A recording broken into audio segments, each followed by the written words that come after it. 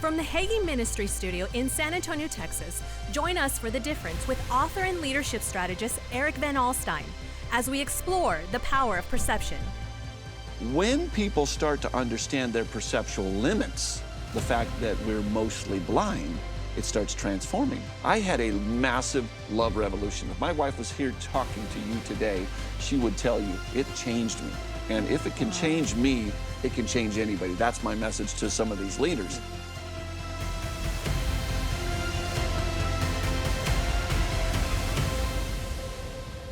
Hello and welcome to The Difference today. Kendal and I are so excited to have one of our favorite people on the set, Erik Van Alstine. He is the author of a series of books on the topic of perceptual intelligence, the first of which is Automatic Influence. Erik, what other books are in this series? Oh my goodness, I don't think we have enough time to talk about all that, but there's a lot. I've actually got 7 books done right now. But the publishing is waiting for some of the things to happen that really need to happen from a business perspective, because what we do is a lot of training. We're helping people, we're getting out into the market, and so there's a lot coming down the line, and I'm excited about it. But yes, this is the first in the Perceptual Intelligence series. And Automatic Influence is something that I've shared with people as something that has benefited my life, but it wasn't just a moment when I recognized how perception impacted the decisions I made professionally.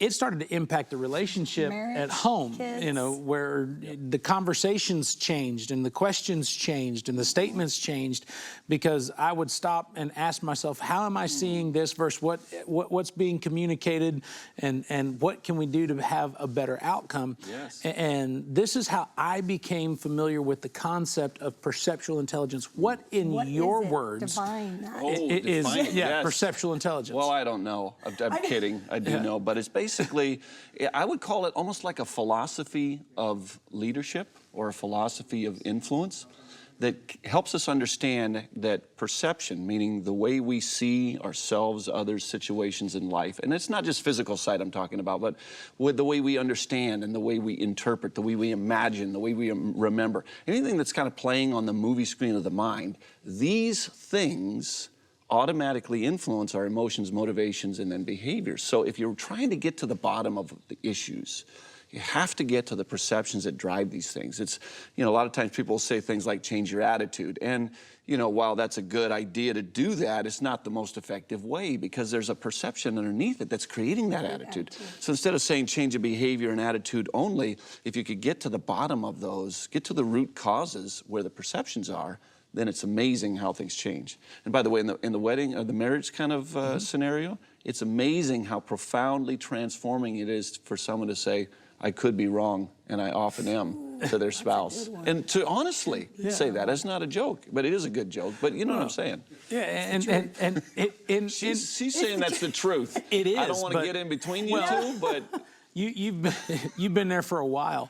Now, you've heard the definition of perceptual intelligence from the individual who authored the book. Yes. Let's see what some folks out on the street had to say about their definitions of what perceptual intelligence is to them. Ooh, that could be something you can obtain. Are you smart? It could be different kinds of intelligence. Someone doesn't have to have a high IQ to be intelligent. Ooh, that's good. That was good. Looking at somebody and saying, are you smart or are you dumb?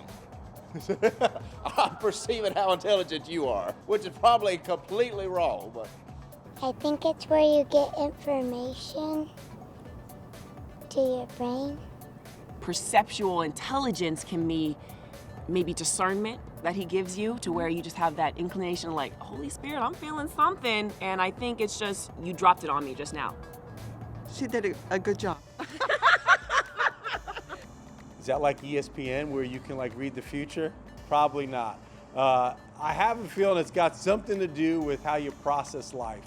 I think it is something where you learn in math. My dad has PI.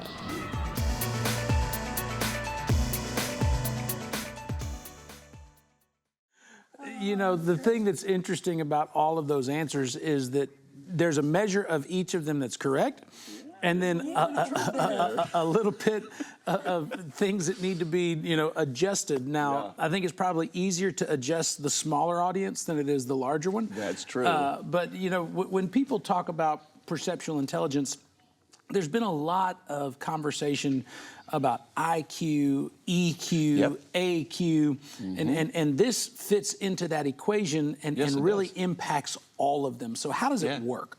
So, I mean, we all know the emotional intelligence argument that you can be really smart, but if you're not aware of other people's emotions and your own emotions, I mean, you can really mess things up. So we're completely in alignment with that, but keep in mind we're talking about the fact that perception, meaning the way we see self, others, and situations in life, and not just physical sight, but the way we understand, interpret, what we focus on, what we choose not to focus on, what we remember, what we imagine, all that stuff playing on the movie screen of the mind creates emotions. So we're really talking about perceptual intelligence as something that's underneath and is the root of emotional intelligence. So it's really important to be able to understand your own emotions and understand other people's emotions as they're happening. But the challenge is that a lot of emotional intelligence can't manage those emotions very well because all they're telling you is what they are, not how to make them more constructive. And we really believe that if we can get to the root of the emotional and motivational challenges, we can fix those things automatically. So it's very powerful, it's perfectly complementary.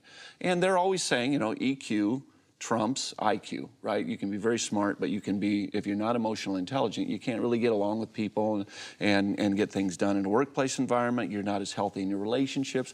What we're saying is that PQ drives EQ. So perceptual or PI, however you want to describe it. Perceptual intelligence is the root of it. And when we can start to deal with those root causes of these challenges, man, it's transforming. Well, and you said something about how you see yourself, how you see others, and how you see situations.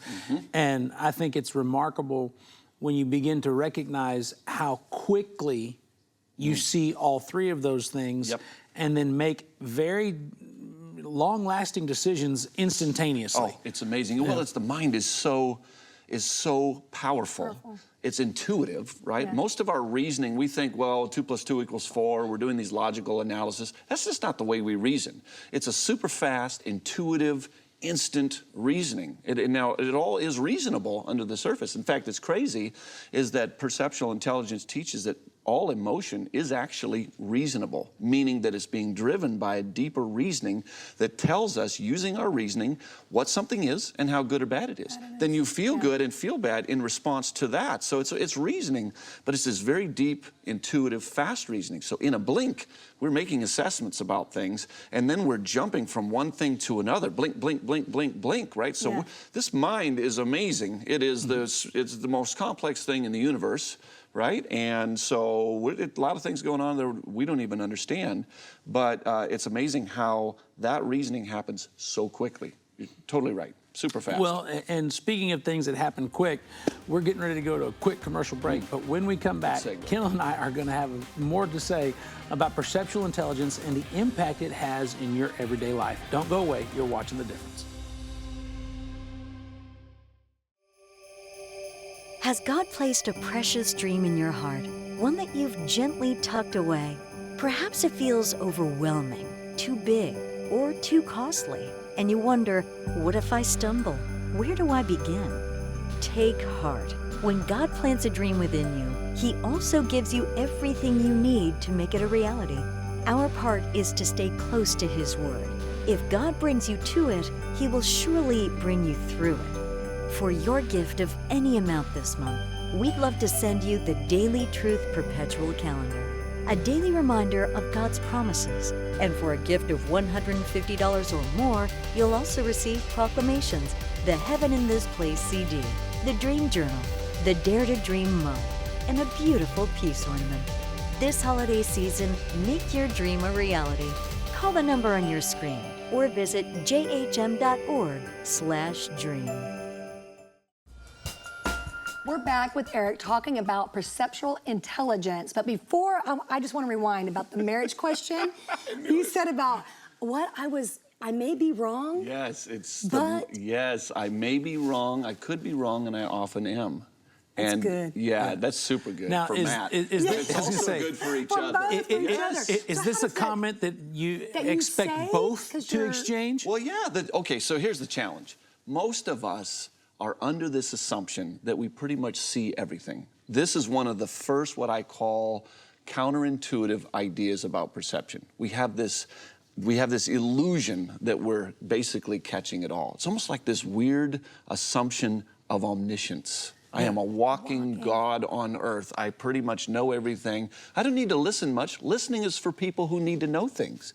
Listening is for ignorant people. I know everything. You need to listen to me. That's the default kind of mindset, yes, right? that is. As opposed I can testify to you that. can every spouse could.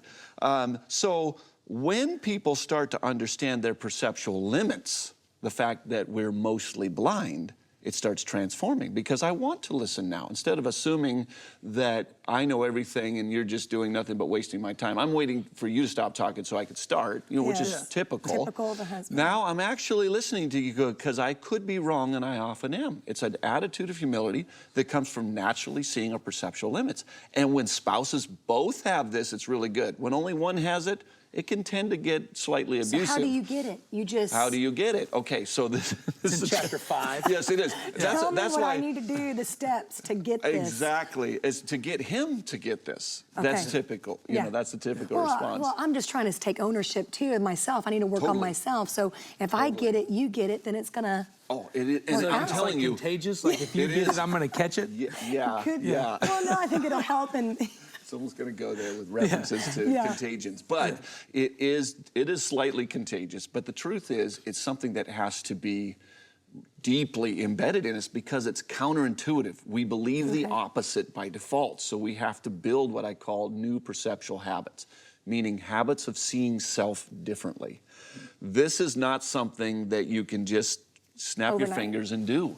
So we have a 9-hour course, 19 lessons, certification tests. We teach this in companies, not in like one session, because it's not like, hey, 4 hours and you get this. We're there for years with them. We've had some companies say, we're going to go to $1 billion strong as a culture because you're going to help us build leaders that are willing to say, I don't know all the answers. I need to bring the right people in, make great decisions together. Everybody's aligned and on board. We can really move things. I mean, when everybody in an organization is paddling the best direction together, they're unstoppable. But typically they're not doing that because one person's saying, basically, I know it all, and all the other know-it-alls in the room believe the same thing. And so what you've got is a bunch of arrogant conflict instead of humble collaboration. So that's the same thing in a marriage. It's marriage, but this is something that I've shared with you and you know, be glad to say here to our audience that's watching today. As much as this is working in corporations and helping them improve their culture and their outcomes, there's such a broad brush to the information that it works for husbands and wives. It works for parents of teenagers. Oh, absolutely. You know, we've got a 15-year-old daughter. And we love her dearly. But she is very different than she was when she was my 5-year-old daughter. And it's very easy for me to look at her at 15 and go, what changed? When you were 5, I would say something and you automatically believed me. You accepted all these details, and all of a sudden this great deal of intelligence and cynicism has saturated the teenage being of yourself. And I had 5 teenagers at one time. And you've got 6 kids. You know, of 6. So that makes me the dumbest man on earth 5 times over for a stage. But it's amazing what happened as they grew. My youngest is 21 now. And you know, I don't know if you guys ever heard that old Mark Twain story. He says, when I was 15, my old man was so dumb I could barely stand to have that guy around. But when I turned 20, it's amazing how much that guy had learned in 5 years. So there's this mindset. I think the teenage mindset is the frontal lobe of their brain isn't fully developed. So I try to tell my kids that, hey, give some guy that actually has a full frontal lobe the ability to help guide you, because it's really important. The brain isn't fully developed till you're about 25, and that's the ability to see the future, to see the consequences of decisions, to see beyond. Remember we talked about how people see short. Right? They see short term, they don't see long term. And the truth is, the world is set up so there's a lot of things that seem good now that aren't good later. And we created a lot of controversy in our conversation last night about this, which we won't repeat. Well, you know, I mean, smoking. Perfect example. When in the 40s, smoking was so mainstream, it was socially acceptable. There was smoking rooms, there were smoking jackets. And fabulous. And people, doctors smoked. Yeah, people while they're curing, working on you, like, hey, you need some of this, I'm smoking. About the benefits of the calming agents of the nicotine and all these different deals. True. And in the short term, that's true. Fabulous. 30 years later, you have an entire generation that's plagued with emphysema and all these carcinogenic issues that were created because of years of smoking that they had no idea was going to be a long-term outcome of the short-term decision. Exactly. And it has to do with a willingness to see beyond what is now. Exactly. In order to have the good of tomorrow. Yeah, it's good now, bad later. Good short, bad long. There's a lot of stuff in that. In fact, the Bible describes sin as fleeting pleasures, right? Fleeting pleasures. So it's the idea that it's good right now, but way bad later. And if anyone could actually see the long term, they would never want to do these things because they know that, hey, it's a little bit of pleasure now and a lot of pain later. Who would trade $1 of pleasure for $1 million of pain? Nobody's that dumb. But they don't see the $1 million of pain that follow. And so they're easily doing it. And that's a teenager. So as a parent, that's a 15-year-old. How do you rear like a 15-year-old to, okay, with your brain's not, with patience, with grace. But I think they have to almost be prepped. They have to believe somehow, maybe if you catch them by the time they're like 10 or 11, 12, and say, listen, we're going into a phase here, and I want to prepare you. You're not in that now. But the point is, if someone could truly see their own limits, and this is part of humility. I think part of the problem with teenagers is the same arrogance that we all deal with. It's what got Adam and Eve kicked out of the garden. Arrogance is the #1 prime sin. This sense of what was the temptation? You will be as gods. We think we're virtually omniscient. I mean, we're kind of taking on godlike qualities, at least in our view of the world, meaning that I am the universe. Everything is about me, right? That's the kind of this typical narcissism, is that this little tiny, world that is me is everything. It turns around me. Everything, So it's enough about you. Enough about me. Let's talk about you. What do you think of me? I mean, it always seems to come back to me. And the truth is, we're always seeing out of our own eyes. So it's easy. I would call us structurally self-centered, meaning that every experience of our life is always from inside our eyes. It's me watching my television. It's my view. I'm always, no matter what I'm experiencing. So your experiences are out there in some strange world that I actually have to listen to understand, and no one really does that. I mean, that's hard work, and why do it, right? So that's the default mindset is, I know my own needs and my own pains and my own pleasures very well. Yours, they don't really matter as much to me, and they're hard for me to understand because it's all, everything's about my world. So I think there's just this natural structural arrogance in human nature that comes from only seeing here and now, not seeing the long, only seeing the short. And that if people can see that is a problem, then I think they start to root in humility and teachability. In fact, we've been doing some work with fast food. Fast food industry is onboarding 16-year-olds, sometimes onboarding people that could even be homeless, giving them a new start at life. So what they're trying to do is get these folks to be teachable. So they take them through little sections of our course in order to get them to be willing to admit that I could be wrong, and I often am. Teach me. And then they start teaching them how to cook chicken or make burgers or whatever.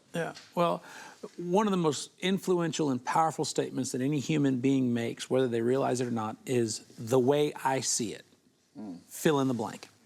And when we come back, we're going to talk about the impact of those words on your life and how you cannot erase what you see, but you do have to replace what you see with something that's a greater reality. You're watching The Difference. We'll be right back with Erik Van Alstine after this.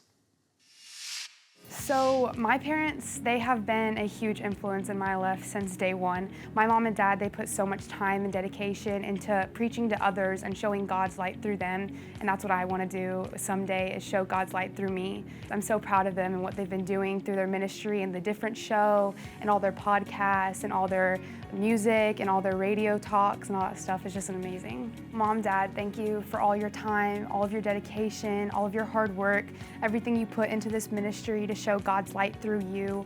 Thank you for helping us kids even through it all, because I know our schedules are crazy, but yet you still have time to work with others, to lead others, to guide others in the way that God wants us to grow, that God wants to lead us through. So thank you for being a big influence in my life. I'm so proud of y'all. I love you.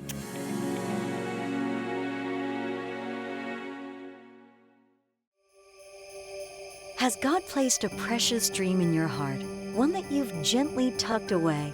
Perhaps it feels overwhelming, too big, or too costly, and you wonder, what if I stumble? Where do I begin? Take heart. When God plants a dream within you, He also gives you everything you need to make it a reality. Our part is to stay close to His Word. If God brings you to it, He will surely bring you through it. For your gift of any amount this month, we'd love to send you the Daily Truth Perpetual Calendar, a daily reminder of God's promises. And for a gift of $150 or more, you'll also receive proclamations, the Heaven in This Place CD, the Dream Journal, the Dare to Dream mug, and a beautiful peace ornament. This holiday season, make your dream a reality. Call the number on your screen or visit jhm.org/dream.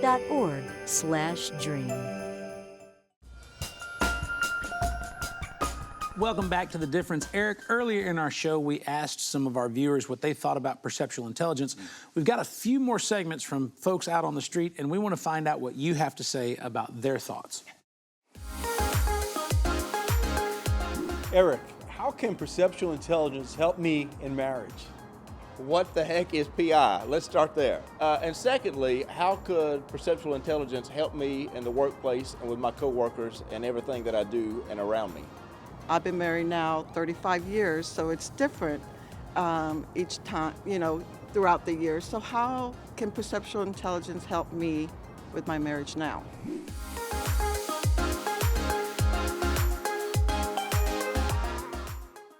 So some of it we discussed, talking about marriage, and what is it that you would say to each of these individuals if they were sitting down on the other side of the couch from you? Okay, so first of all, there's three questions. I'm trying to remember marriage, all of them. So work, and then the different stages of marriage. Okay.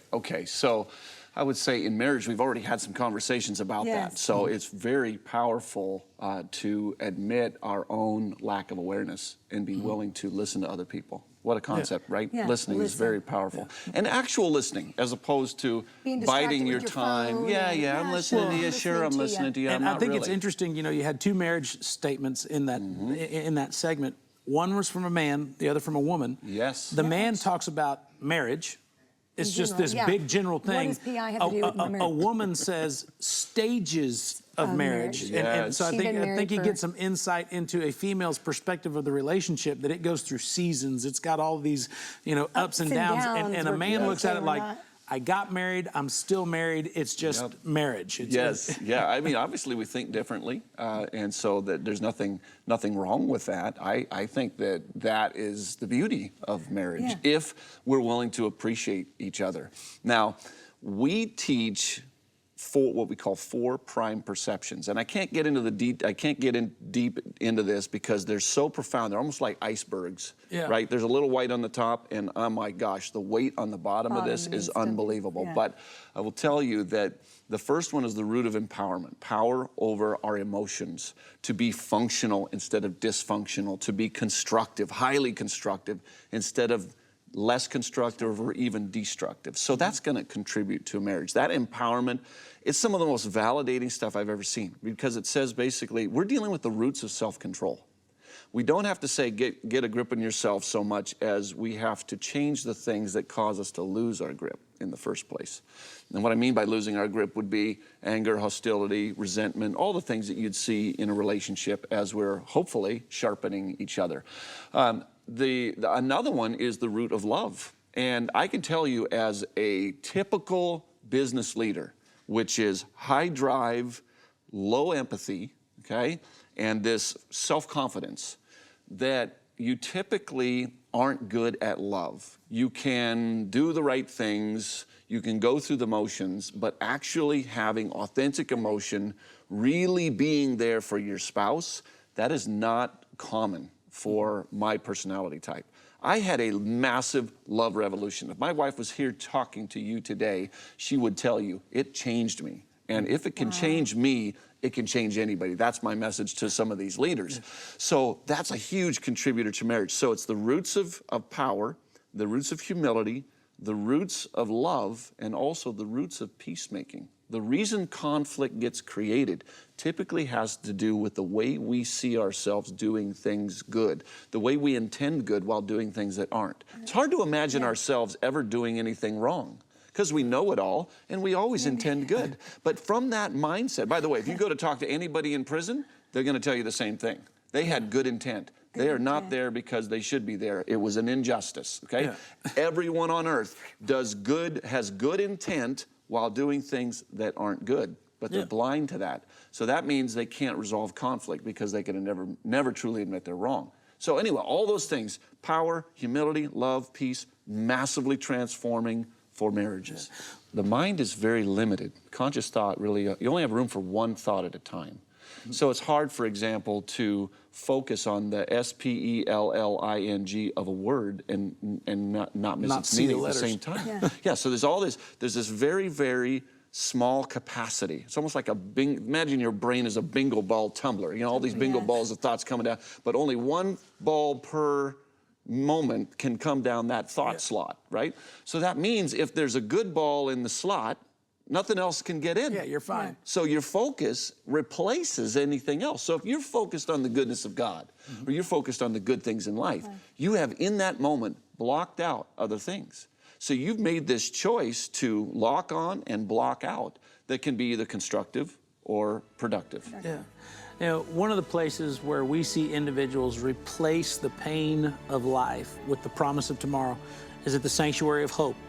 I want you to take a moment and consider what the Sanctuary of Hope is doing in the lives of young ladies all over this area and find out how you can be a part. I'm so grateful that I chose differently. I'm so happy that I chose you. I get to see you become the person God intended you to be. I'm grateful for Sanctuary of Hope, for preparing me, for guiding me. Most importantly, Sanctuary of Hope is my safe place. It's where I can lay my baby's head down and know that God has His shield of protection over us. Thank you, Hagee Ministry Legacy Partners. Because of you, my baby has a chance. Because of you, I had the option to choose life. There has never been a better time to share the love of Christ with a mother and a child than right now. When you partner with Hagee Ministries, your legacy impacts lives and transforms a nation. Call today or go to jhm.org/partner. Kendal and I want to thank our guest, Erik Van Alstine, for being here with us today. Not only sharing about the power of perceptual intelligence, but giving us information that enables us to change the world that we're living in. If you'd like to find out more information about how you can get your hands on automatic influence and begin the process of seeing things from a different perspective, I encourage you to go to erikvanalstine.com. I also want you to know that here at The Difference, we pray that today's program made a difference in your everyday life as you change the world around you. God bless you, and we look forward to seeing you soon from Hagee Ministries.